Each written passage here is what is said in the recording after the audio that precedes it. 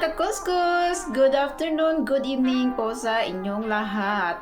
And this video guys ay ituturo ko sa inyo kung paano tayo mag-sell ng dollar na from Binance to peso. So, keep on watching guys dahil ituturo ko sa inyo step by step ang tutorial na ito. So, kung bago pa lang kayo sa aking YouTube channel, please don't forget to subscribe and click the notification bell para lagi kayong updated for the next video. At shoutout nga pala guys, malapit na tayo mag-lives. Shoutout sa 48 na nag-subscribe sa aking channel guys. Thank you so much sa pagsuporta ninyo sa akin guys. Hope na more na support pa ang darating at marami pang mag-subscribe sa aking YouTube channel. So, dyan lang kayo guys. Let's go! Mag-start na po tayo!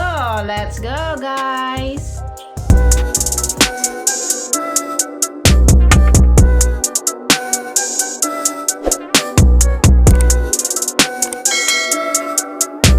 So ayan guys, click natin itong Binance and then click itong assets.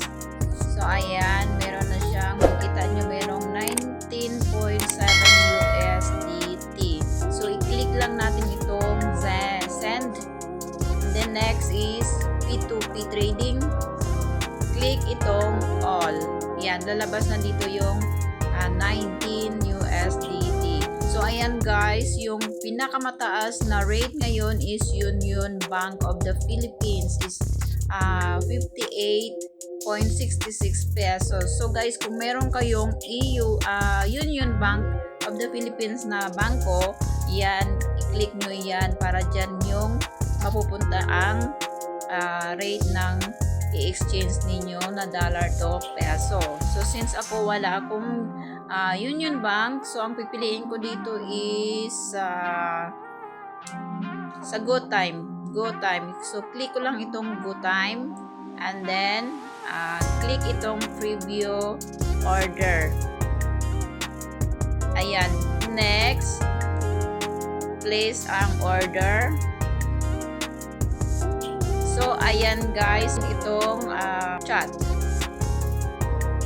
So ayan, wait lang natin ito guys kasi ito yung si agent ang mag-send sa atin ng pera. So wait lang natin kung ma-receive natin ang order. Kasi magpa-pop up yun dito ang ang resibo na na-send na niya ang resibo na papadala sa atin sa GoTime. Make sure pala guys na ma-receive muna natin ang pera sa ating bangko bago natin i-confirm ang resibo. So ayan guys, may nag-pop up na. Check muna natin dito kung na-receive na natin ang pera.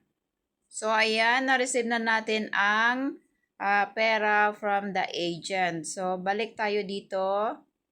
I-click lang natin itong payment received.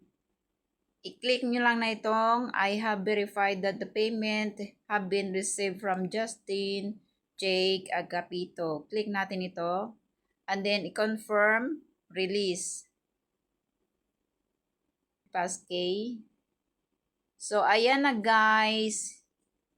Complete na ang transaction at na-receive na natin yung pera. So ganun lang guys, kadali mag exchange ng dollar into peso. So, ayan guys. I hope na gustuhan ninyo at mayroon kayo natutunan. Have a good day guys. Thank you so much. So, ayun guys. I hope na nagustuhan ninyo at nakatulong ang video na ito. At kung nagustuhan ninyo ang video na ito, please give it a thumbs up. At shoutout nga pala guys sa 48 na subscriber na na-subscribe sa aking YouTube channel. Maraming salamat sa inyong suporta guys at hope na dadami pa tayo. At kung bago ka pa lang sa aking YouTube channel, don't forget to subscribe and hit na rin yung bell para lagi kang updated for the next video. Guys, maraming salamat. See you for the next video. God bless and have a good day. Bye!